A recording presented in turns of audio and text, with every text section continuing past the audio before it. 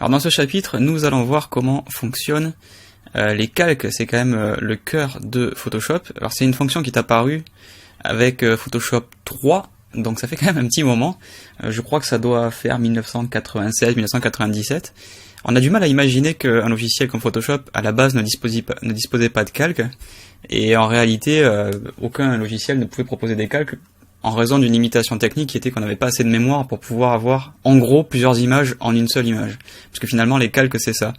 Alors quand vous avez l'interface par défaut de Photoshop, qui devrait chez vous ressembler à quelque chose comme ça, si jamais je la remets à 0, ça devrait être voilà, sensiblement la même chose avec juste l'encart bibliothèque si vous êtes avec Photoshop CC 2014. Si vous n'êtes pas avec Photoshop CC 2014, il y aura juste probablement les réglages ici à la place. Mais bon, l'interface sera la même, on en a déjà parlé dans le premier chapitre. Donc la palette des calques, elle se retrouve ici, le panneau calque, il est là, en bas à droite.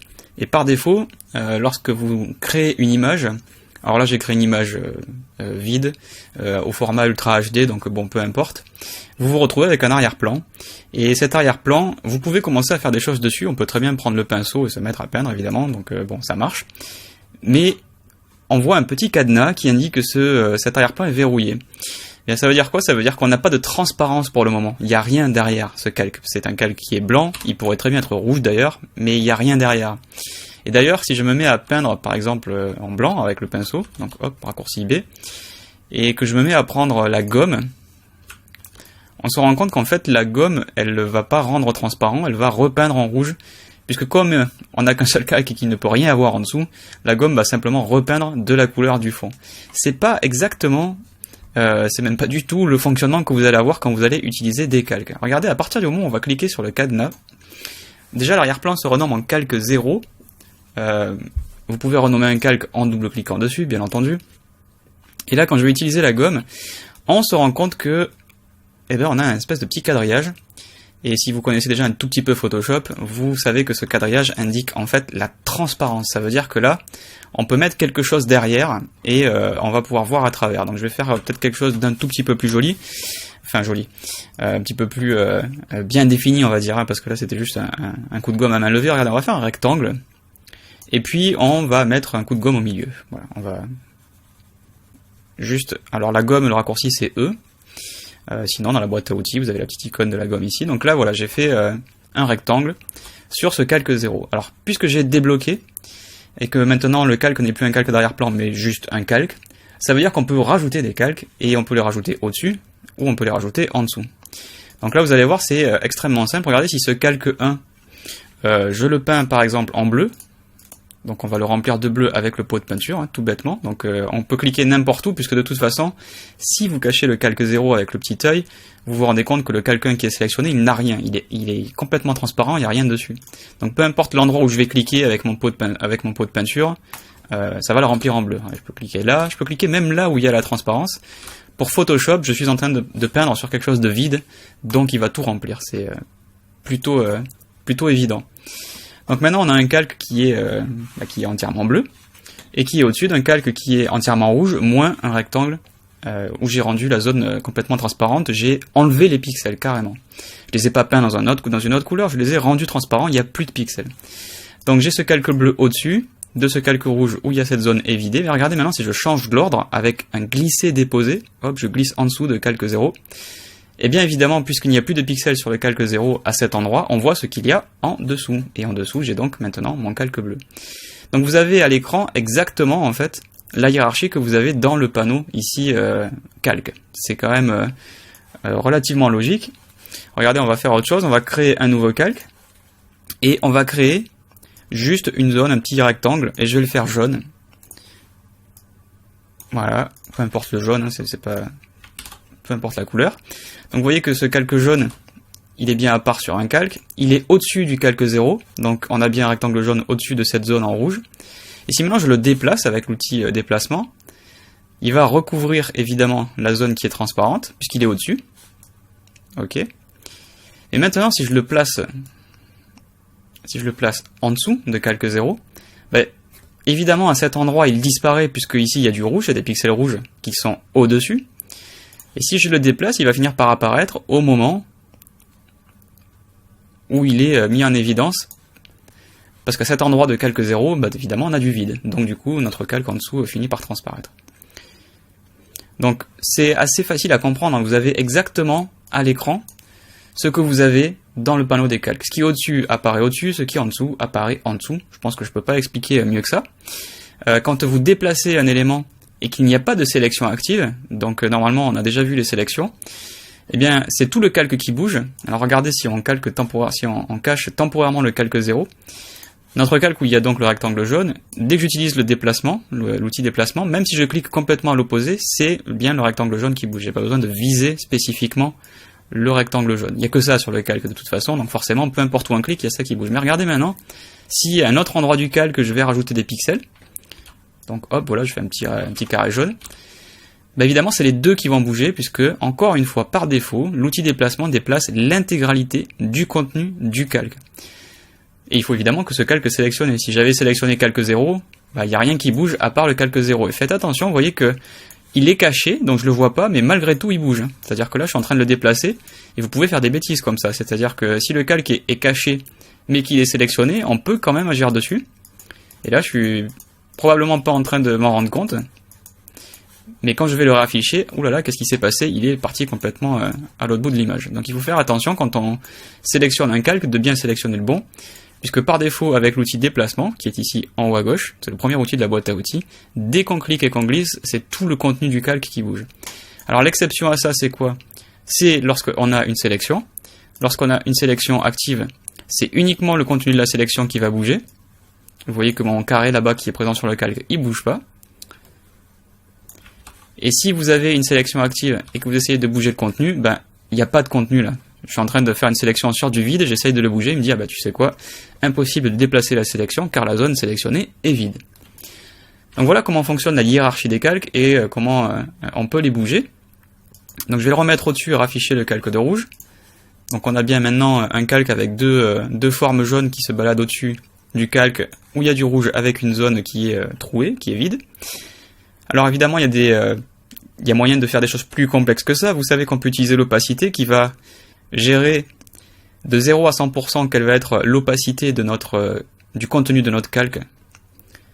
Donc évidemment à 0 c'est complètement transparent et à 100 c'est complètement opaque. Donc on va faire un autre exemple. On va partir de 0 et je vais faire des carrés. Donc hop, un carré jaune, un nouveau calque, peu importe la taille, on va faire un carré rouge, encore un nouveau calque, sélection avec le raccourci M. Là pour faire un carré, pour maintenir le rapport hauteur-largeur, j'appuie sur Shift et Alt, on a déjà expliqué ça. Et je vais faire, tiens, hop, du bleu, un coup de pot de peinture, le raccourci du pot de peinture c'est G, je clique un coup dedans et hop, ça remplit la sélection. Je vous invite à consulter le chapitre sur la sélection si vous ne l'avez pas encore fait. Donc on va les mettre à peu près les uns sur les autres. Et donc maintenant j'ai tout en bas mon carré jaune, juste au milieu mon carré rouge, et je vais les renommer, comme ça va même être encore plus clair pour vous quand vous regardez cette vidéo, que le vocabulaire, on va dire, de la langue suit notre logique. Donc carré jaune, carré rouge, carré bleu, dans l'ordre, ici dans le panneau calque, et c'est exactement le même ordre que j'ai à l'écran. Si je prends mon carré bleu et que je le glisse en dessous de carré rouge, et bien évidemment il passe en dessous du carré rouge. Et si je le déplace, on se rend compte qu'il est quand même toujours au-dessus du carré jaune, ce qui est tout à fait logique puisque c'est le cas ici dans mon panneau calque. Maintenant, si je sélectionne carré rouge et que je diminue l'opacité à par exemple 50, eh bien les pixels du carré rouge se mélangent à 50% avec le fond. Donc ici on a une zone où le rouge est à moitié transparent. C'est pour ça qu'on voit le damier qui transparaît. Et puis ensuite, on se retrouve avec une sorte de carré qui est violet. Alors, en réalité, on n'a pas un nouveau carré, c'est juste les pixels du carré rouge qui, à 50%, à l'écran, dans une synthèse additive comme ici, font du violet. Si maintenant je prends ce carré bleu que je mélange lui-même à 50%, eh bien, on va faire sortir beaucoup plus de carrés que ce qu'on avait à l'origine. Le rouge, il est transparent sur le fond.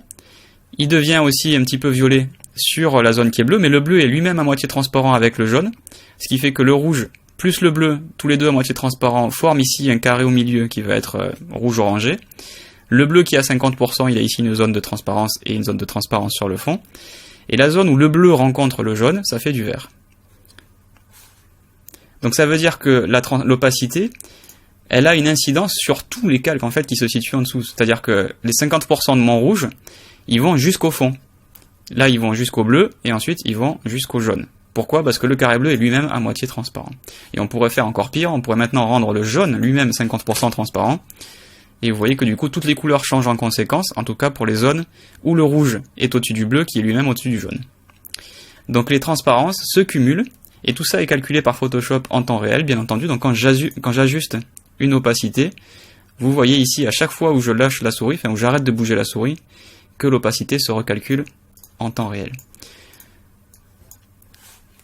Donc ça, c'est quelque chose d'assez important à comprendre, puisque c'est comme ça que vous allez mélanger des éléments dans Photoshop, et c'est toute la base de l'opacité et de la transparence qui est expliquée ici. Donc ce que vous avez à l'écran, c'est bien l'ordre que vous avez dans le panneau des calques, mais cependant, si vous avez par exemple un carré bleu ici qui est à opacité 0, il n'est pas visible, et c'est bien le carré rouge qui se retrouve directement au-dessus du carré jaune, puisque tout simplement le carré bleu, lui, il a complètement disparu, étant donné qu'il est complètement transparent. Alors après, il y a un truc qui est assez important, en particulier si vous faites du web design, ça va être les styles de calque. Les styles de calque, on va les chercher ici, avec le petit FX, et on a toute une série d'effets qui, lorsqu'ils sont mis ensemble, peuvent être sauvegardés sous forme de style. Alors, vous allez voir, c'est assez simple, on va juste se mettre avec un petit carré rouge, et on va expliquer tout ça. Donc le FX, admettons qu'on met une ombre portée. On se retrouve avec un panneau qui s'appelle style de calque. Faites attention, les effets, ce sont en fait ces éléments que l'on rajoute ici sur la gauche. Vous voyez qu'on peut mettre plein de trucs. Donc là, ça commence à être un petit peu la foire, donc je vais tout enlever et regarder juste uniquement l'ombre portée. Et tout ça mis ensemble, ça peut créer ce qu'on appelle un style. Vous voyez ici, on a un aperçu. Ça permet de créer des boutons pour le web, par exemple, ou de faire plein d'autres choses. C'est plutôt quand même destiné au design d'interface et au web design. C'est pas le genre de choses qu'on va utiliser vraiment, par exemple, en retouche photo, puisque à part pour faire des bordures ou éventuellement mettre un style sur de la typo, c'est pas vraiment quelque chose qu'on destine à une utilisation photographique. Alors ici, on a toute une série de contrôles qui vont être repris d'ailleurs dans la plupart des effets, mais pour ombre portée, on peut régler, vous le voyez, l'opacité. Alors même d'ailleurs, regardez, pour être plus évident, plus facile pour vous, je vais vous mettre un petit fond blanc et on va zoomer. Voilà, on va se mettre super près. Et on va recliquer sur carré rouge parce que sinon je vais rajouter un style sur calque 1 qui est le fond blanc, donc il faut bien toujours faire attention à sélectionner le bon calque. Et ici, petit bouton FX, et boum, ombre portée. Faites attention qu'avant Photoshop CS6, l'ombre portée était en réalité située en haut. Ils ont inversé l'ordre des effets, je sais pas trop pourquoi pour être honnête.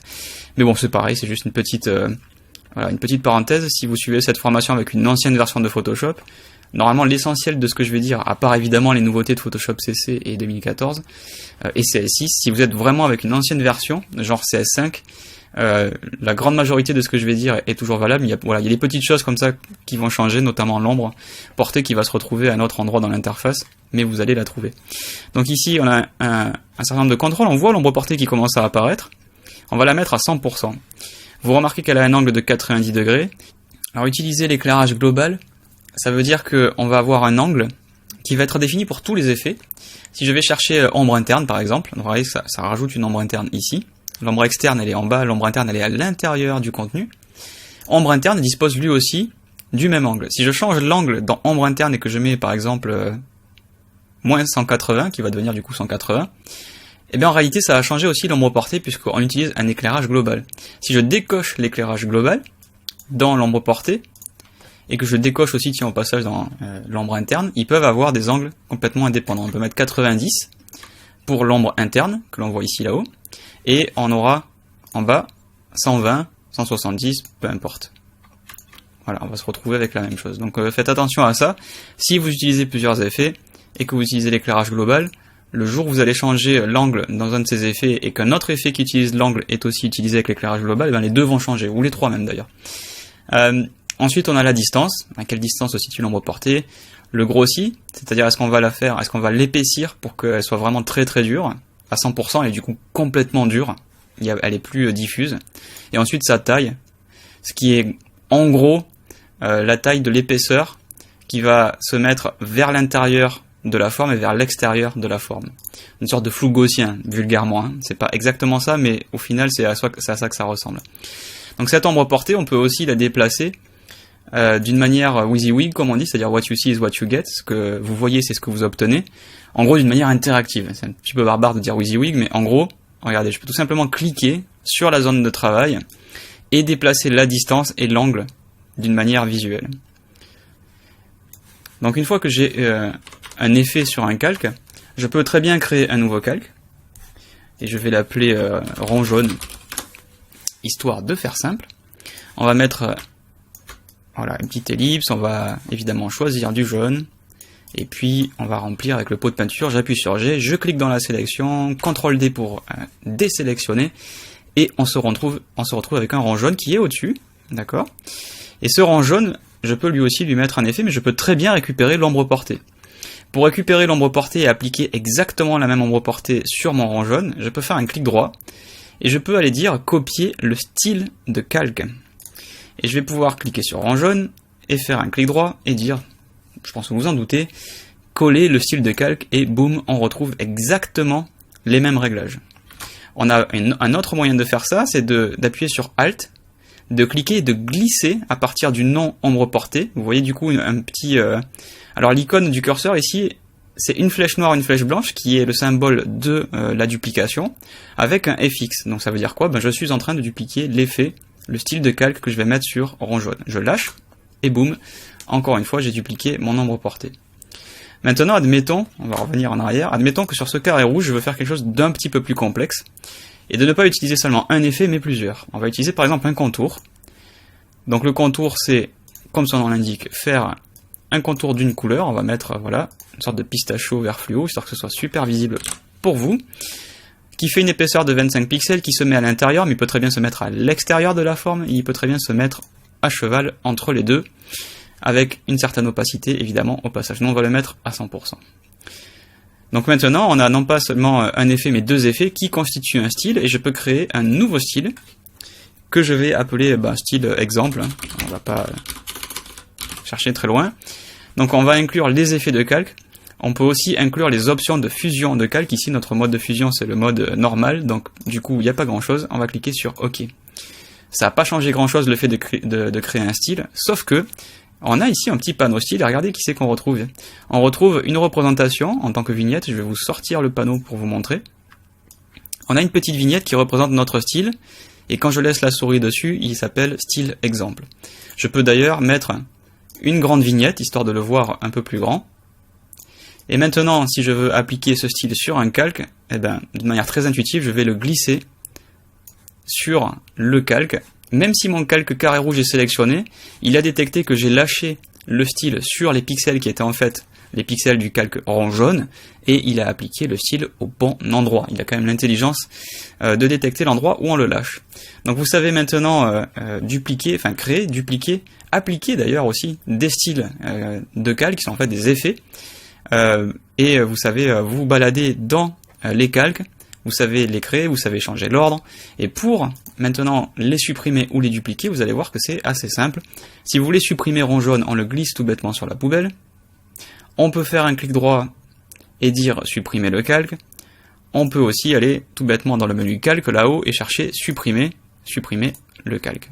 Alors quand vous passez par là, vous avez une confirmation, alors que quand vous le glissez directement sur la poubelle, il n'y a pas de confirmation. On peut aussi appuyer sur la touche del, retour chariot, enfin le retour arrière, pas supprimer, del. Attention, si vous appuyez sur supprimer, ça va marcher aussi, mais en général je préfère appuyer sur retour arrière si jamais vous n'avez pas de clavier avec pavé numérique. Voilà, c'est pour ça que je vous donne le raccourci del. Si vous avez un portable par exemple, vous avez peut-être pas la touche supprimer, ou alors la touche supprimer, il faut appuyer sur FN et un raccourci, fonction raccourci, donc c'est pas évident. Donc pour tout le monde, je préfère vous dire appuyez sur del, boum, le calque disparaît. Pour le dupliquer maintenant, c'est assez simple, on clique, on glisse sur l'icône qui représente un nouveau calque, la petite feuille, ce qui fait que maintenant j'ai bien deux ronds jaunes, et d'ailleurs le calque se renomme automatiquement et rajoute le préfixe, le suffixe en l'occurrence, puisque c'est après, copie, ce qui peut être un peu embêtant, parce qu'à chaque fois qu'on va faire des duplicata, on va avoir copie 2, copie 3, copie 4, et bon, ça commence à être un petit peu le bazar. Vous pouvez dupliquer un calque en utilisant CTRL J, vous voyez que ça marche aussi, hop, on a fait un duplicata. On va dupliquer calque rouge, histoire de changer, donc CTRL J, hop, voilà, j'ai fait un duplicata de calque rouge. On peut faire encore une fois, donc le clic droit, dupliquer le calque, on peut faire calque, dupliquer le calque. Bon, ça c'est des méthodes qui sont très académiques. Maintenant, la plupart des gens, une fois que Ils ont appris le raccourci CTRL-J, quand on a besoin de le dupliquer, poum, CTRL-J, et voilà, ça fait un duplicata. Ce que vous pouvez faire aussi, c'est utiliser la touche Alt. Si je survole le contenu de mon calque ici, et que j'appuie sur Alt, hop, on voit le petit curseur qui se dédouble et qui veut dire non seulement tu vas le déplacer, mais tu vas le dupliquer en même temps. Et quand je vais lâcher le clic, hop, on se retrouve avec un duplicata du contenu de notre calque. Attention, si vous avez une sélection active, par exemple on va prendre la moitié de notre carré, alors là c'est plus la même chanson, parce que si j'appuie sur Alt et que je le déplace, eh ben je duplique uniquement le contenu de la sélection sur un nouveau calque. Et d'ailleurs figurez-vous que si je fais CTRL-J, ça fait exactement la même chose. Donc vous voyez que suivant si vous avez une sélection ou pas, vous n'avez pas le même résultat bien entendu, mais qu'il y a quand même plein de méthodes pour dupliquer un calque. Alors ensuite, quand c'est un petit peu compliqué avec des palettes de calques où il y a beaucoup de calques, eh bien vous allez être amené probablement à faire des groupes, ou en tout cas je vous encourage à le faire, hein, ça c'est sûr. On va aller cliquer tous les deux avec Shift, donc en gros je clique sur le premier, j'appuie sur Shift, et je clique sur l'autre, il peut y en avoir 50 au milieu, ça marche aussi. On va faire un petit groupe. Donc normalement je devrais vous dire qu'il faut glisser ces calques sur l'icône qui représente un groupe et boum, ça les met dans un nouveau groupe qui s'appelle, bon, de manière très sobre, groupe 1. Mais vous pouvez aussi appuyer sur CTRL-G cette fois et ça va faire exactement la même chose. Les groupes peuvent être considérés comme des dossiers où on met des calques à l'intérieur, mais en fait ils ont les mêmes propriétés. C'est-à-dire que si je fais CTRL-J, on peut dupliquer le groupe et il y aura tout son contenu qui va être dupliqué. D'ailleurs, il s'appelle aussi groupe 1 copie. On peut le glisser sur la poubelle pour tout effacer. On peut le glisser sur l'icône nouveau calque pour le dupliquer. On peut le glisser sur l'icône du groupe pour mettre le groupe dans un nouveau groupe. Donc dans ce cas-là, ça va faire le groupe 1 qui va être à l'intérieur du groupe 2. Et ainsi de suite, on peut faire ça plusieurs fois pour ranger des groupes dans des groupes dans des groupes. Et je crois qu'on a, pour être honnête, je crois que j'ai jamais eu la curiosité de mettre 50 fois des groupes dans des groupes, mais il me semble qu'on peut aller jusqu'à 7 niveaux de profondeur. Alors pour être tout à fait franc avec vous, je vois pas trop l'intérêt d'aller jusqu'à 7 niveaux de profondeur, parce qu'après vous allez passer un petit peu votre vie à cliquer des groupes, et c'est quand même un peu compliqué. Si maintenant vous voulez sortir par exemple le groupe 1 de son groupe parent, donc on va l'appeler, regardez, groupe enfant, et ça c'est le groupe parent. On voit d'ailleurs un petit décalage qui vous indique bien la hiérarchie des groupes. On va tout simplement glisser et on va le mettre par exemple au-dessus. On voit une petite ligne noire qui se forme et on lâche le clic et on a sorti le groupe. Ce qui fait que le groupe enfant est revenu au même niveau que le groupe parent. Alors les groupes, comme les calques, avec un clic droit peuvent être mis en couleur, donc rouge, orange, jaune, etc. Ça permet d'avoir du coup, surtout si vous faites du web design, des familles, par exemple pour dire ben ça c'est l'entête, ça c'est le menu, ça c'est le corps de la page, ça c'est le pied de la page, ça c'est la barre latérale, bref, on peut faire un repère visuel pour les personnes qui vont par exemple faire l'intégration d'un site web. Alors quand vous mettez une couleur sur un groupe, il faut savoir que tout le contenu du groupe prend la couleur. Regardez, si je prends ce calque qui est à l'intérieur du groupe et que je lui dis tu prends la couleur rouge, attention, ça n'a rien à voir avec la couleur. Le rang jaune reste bien jaune, hein. C'est juste l'interface qui change de couleur, ça n'a rien à voir avec le contenu des pixels. Donc là évidemment, il est colorié en rouge dans un groupe qui est orange, mais si je vais maintenant dans le groupe et que je lui dis non, tu sais quoi, je veux que tout le contenu du groupe soit vert, eh bien peu importe quelle était la couleur des calques à l'intérieur du groupe, tout le contenu du groupe, le groupe lui-même ainsi que ses calques vont prendre la couleur que je lui donne. Donc faites attention, si vous avez passé du temps à mettre une couleur sur chacun des calques, dès que vous allez mettre une couleur sur un groupe, ça va tout faire sauter et ça va appliquer la couleur sur tout le contenu du groupe. Alors si jamais quand vous dupliquez des éléments, ça vous embête d'avoir le petit suffixe copie qui se rajoute, si vous voulez juste dupliquer avec exactement le même nom, en fait on va aller dans les préférences, enfin on va aller dans les options du panneau calque et on va aller chercher l'option de panneau. Vous remarquez d'ailleurs que dans ce menu on retrouve l'icône, enfin le menu pardon, pour qu'il crée un nouveau calque, pour qu'il duplique, pour qu'il supprime, pour qu'il crée un nouveau groupe. Donc tous les raccourcis que je vous ai donnés, en fait, on les retrouve ici dans ce menu. On a juste maintenant, par exemple, si on sélectionne un calque, un truc qui s'appelle copier CSS et qui vous permet, si maintenant je le colle, eh bien de retrouver exactement le contenu de ce rang jaune en CSS. Donc ça, pour les web designers, c'est carrément du caviar. Faites attention qu'il va aller chercher ici une image rang jaune .png qui pour l'instant n'existe nulle part. Pour ce faire, si on veut vraiment exporter en temps réel les images, il faudrait que je nomme mon calque rang jaune.png Et dans ce cas-là, c'est Adobe Generator qui va créer les fichiers en temps réel à mesure que je travaille mes calques. Si on va dans fichier ici générer, on se rend compte qu'on a fichier d'image et ça va générer donc tous les calques qui portent un nom de fichier. On a un chapitre qui est dédié à Adobe Generator pour générer des images pour le web design. Donc cette fonction, on la trouve ici dans l'option copier CSS, mais on en parlera un petit peu plus tard. Moi, ce qui m'intéresse, c'est de vous amener dans l'option de panneau. Et ici, on a un truc qui est hyper intéressant et qui s'appelle ajouter copie au calque et au groupe copier. Et ça veut dire en gros aussi dupliquer. Donc on va le décocher.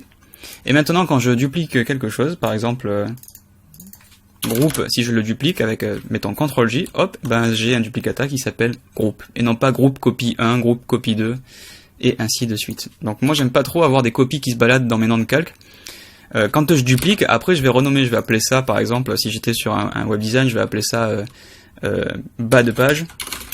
Si je crée, ou alors par exemple j'ai fait un bouton pour l'inscription, je vais faire bouton pour identification, enfin bref, je vais toujours renommer derrière, mais si j'oublie de renommer, j'ai pas des copies qui se rajoutent, parce que si je fais après une copie d'une copie, je me retrouve avec copie 2, copie 3, copie 4, bon.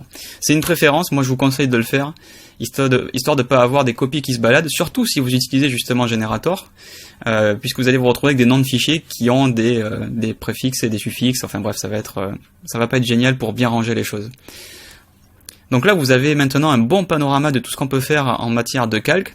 Il y a juste un dernier truc pour moi qui me semble important, c'est ce qu'on appelle ici les verrous. Donc vous avez plusieurs sortes de verrous, certains ne s'activent que lorsque l'on clique sur un calque. Donc sur un groupe, on va la faire simple, c'est la seule chose qu'on peut faire, c'est verrouiller. C'est-à-dire en gros, on bloque tout. On ne peut pas déplacer, on ne peut pas peindre, on ne peut pas effacer non plus, on peut rien faire. Voilà, c'est verrouillé, donc je peux pas vous le dire mieux que ça. C'est bloqué, on peut rien toucher. Maintenant, si je sélectionne un calque, on a des options en plus, donc on peut toujours verrouiller juste un calque, et dans ce cas-là, sur ce rond jaune, on pourra plus rien faire, on pourra pas gommer, on pourra pas peindre, et on pourra pas le déplacer. Vous voyez qu'à chaque fois, Photoshop me dit, non, il n'y a pas moyen, impossible d'utiliser l'outil déplacement, car le calque est verrouillé, donc c'est quand même assez facile à comprendre. Par contre, il y a 3 autres verrous qui sont quand même vraiment pratiques. Il y en a un qui va verrouiller la transparence. Alors, qu'est-ce que ça veut dire? Si je cache tous les calques, le contenu de ce rang jaune, c'est ça. C'est un rang jaune qui dispose d'un contour, qui dispose du nombre porté. Si je veux peindre à côté et que j'ai verrouillé la transparence, eh ben, j'ai pas le droit. La transparence est verrouillée, donc tout ce qui est transparent ne peut pas être autre chose que transparent. Par contre, si je peins à l'intérieur du rang, là ça marche. Parce que c'est plus transparent. Regardez, je peux même repeindre tout le contenu. Alors là, vous pouvez être en train de me demander, mais comment ça se fait que je peux pas peindre le contour? Faites attention, les effets sur un calque prennent toujours le dessus sur le contenu du calque. C'est-à-dire là, j'ai beau tout peindre en noir, si par-dessus il y a un effet qui dit que je rajoute un contour en pistachio vert fluo, ben ça prend le dessus. Mais au moins, je vais pas faire de bêtises sur la transparence. On peut ensuite faire verrouiller les pixels du calque, c'est-à-dire que là c'est non pas seulement la transparence, c'est tout. C'est-à-dire je peux plus peindre, j'ai plus le droit de toucher aux pixels. Et vous voyez que j'ai pas le droit de gommer non plus. Si je prends la gomme, elle a pas le droit non plus. Et enfin, on a le verrou qui est déplacement, ça veut dire que là on a le droit de peindre. Hop, je vais prendre plutôt le pinceau. Hop, on a le droit de peindre ici sur le côté. Donc là, vu qu'il y a un effet, ça fait un truc quand même un petit peu bizarre. Mais bon, ça marche. J'ai le droit de peindre sur la transparence, j'ai le droit de peindre sur là où c'est opaque. Je peux faire ce que je veux. Par contre, j'ai pas le droit de déplacer. Vous voyez, si je prends l'outil déplacement, je me fais jeter. Voilà. Impossible d'utiliser l'outil déplacement car le calque est verrouillé. Ça veut dire que, alors le verrou c'est le truc qui bloque tout, mais on a le droit de verrouiller que certaines choses. Si j'ai fait un détourage super précis et que je travaille en équipe et que j'ai pas envie que quelqu'un vienne peindre mon détourage et vienne par exemple faire des bêtises sur un truc où j'ai passé 3 heures à détourer, bah je peux dire non, je clique sur verrouiller la transparence et tu touches pas au contenu du masque. Tu touches pas au contenu des pixels. Alors normalement vous aurez un masque de fusion. Si vous suivez cette formation, vous allez apprendre à faire des masques de fusion, donc a priori vous devriez pas détourer avec la gomme, mais par exemple si cette forme vous voulez la garder exactement comme ça, si vous voulez être sûr que ça reste un cercle, eh bien vous pouvez verrouiller la transparence, comme ça vous interdisez à n'importe qui d'aller peindre ailleurs. Vous regardez ici, hop, j'ai pas le droit. Par contre, j'ai tout à fait le droit de continuer à peindre à l'intérieur de cette forme. Donc ces verrous, ils sont quand même super pratiques, ils sont, je dirais, plutôt intéressants, là aussi, encore une fois, en web design et en design d'interface. Maintenant, en photo, si vous faites des compositing, si vous faites des photomontages, et que vous voulez interdire à certains calques de changer d'apparence, si vous travaillez en équipe, ou même si vous voulez vous interdire à l'avenir de faire une bêtise et d'aller peindre un truc que vous n'avez pas envie de peindre, eh bien vous pouvez utiliser ces verrous. Alors ensuite, depuis, ce qu'il faut savoir, c'est que depuis Photoshop CS6, on a quand même une palette des calques qui a pas mal évolué et qui est vraiment très très pratique. Pourquoi ? Parce que même si on prend du temps pour bien ranger dans des groupes, pour renommer ses calques, etc., sur par exemple un web design assez complexe, où vous avez par exemple les 3 versions responsives, admettons la version téléphone, la version tablette, la version desktop, c'est le genre de discipline où on a tendance à multiplier les calques. Et on peut se retrouver avec des calques de réglage, des calques de typo, on peut se retrouver avec des calques juste vectoriels. Et donc on a ici des filtres qui nous permettent de retrouver toutes ces choses-là. Donc là ce que je vais faire, c'est que je vais fermer cette image et je vais vous ouvrir une maquette web. Et on va voir plus facilement de quoi je veux parler. Hop, une petite maquette web, on va préférer le profil sRGB, pas question de convertir dans le profil du moniteur. Ici j'ai le Creative Cloud qui s'active parce que toutes les typos que j'ai utilisées dans cette maquette ne sont pas présentes. Alors ce que je vais faire, c'est que je vais cacher cette boîte de dialogue et je vais pas résoudre les problèmes de typo. Pourquoi ? Parce qu'en fait on a un chapitre dans cette formation qui va expliquer comment on gère ça. Donc là j'ai une maquette et vous voyez que tout de suite on se retrouve avec plein de groupes, avec plein de calques, avec plein de trucs, avec des groupes dans des groupes, avec je crois qu'il y a des éléments vectoriels, voilà. Il y a des calques vectoriels, il y a des calques de typo, il doit y avoir des calques de réglage, il y a plein de trucs, et ça commence à être... Alors c'est pas le bazar, parce que si vous regardez, j'ai tout bien rangé, tout est bien nommé, tout est bien propre. Voilà, bas de page, projet récent, slogan, carrousel, menu. Si vous regardez l'écran ici, vous avez bien la hiérarchie, le logo en haut, on a ensuite le menu déroulant, on va avoir le menu, hop, je vais zoomer un petit peu quand même, le carrousel au centre, les slogans, et en bas on va retrouver les projets récents, et on va retrouver le copyright, et le bas de page, pardon, que je vous ai oublié, voilà, donc tout est rangé, l'ordre de la maquette web c'est exactement l'ordre du panneau de calque. Cependant, si je cherche un truc, eh ben j'ai le droit de chercher par type, j'ai le droit de lui dire, tu sais quoi, je cherche tous les calques typos, ce qui me permettrait ici par exemple de changer toutes les typos d'un coup.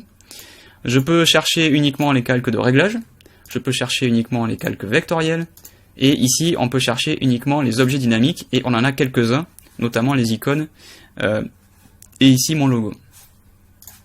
On peut aussi faire une recherche par nom, donc on va simplement avoir un moteur de recherche de calque que je vais appeler, enfin je sais même pas ce que je vais chercher pour être tout à fait honnête, je vais appeler ça menu, voilà, et on se retrouve avec tous les calques, ou groupes de calques, qui s'appellent menu, enfin en tout cas qui ont le mot menu dans le nom de leur calque, ou le nom de leur groupe.